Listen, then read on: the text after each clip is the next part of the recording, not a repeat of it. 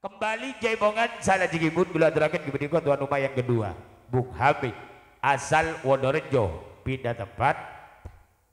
Atas permintaan Bung Hamid yang didampingi sebagai terima tamu Bung Holili RT Wonorejo, Pak Kampung Hori Tungga ikut serta sebagai terima tamu merangkap penulis buku andalan.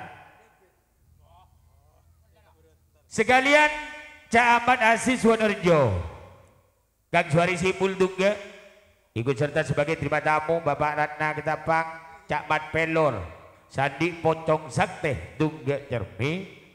Sekalian Garso Pak Wiwin Pamatan, monggo juga tampil di pagelaran. Depli Leran Menyono, Samsul Farel Gunung Tugel Tungga, mohon maaf Kang Ultawes datangnya dari Pamatan. Ini yang diminta oleh tuan rumah yang kedua untuk mendampingi naik di pagelaran. Sekalian Bung Samsul ikut serta sebagai terima tamu. Monggo Bun.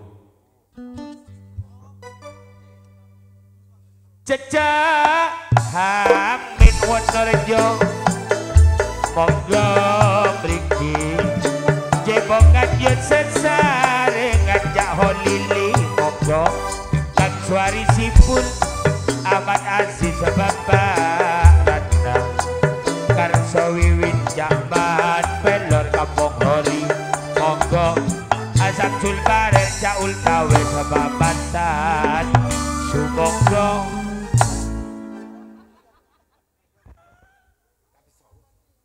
Nyonya Suarti.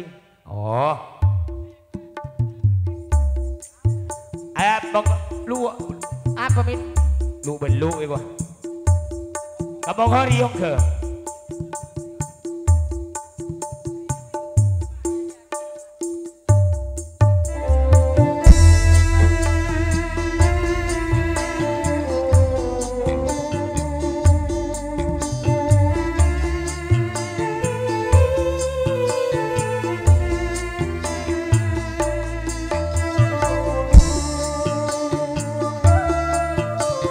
Samsul Farel, Farel. Oh.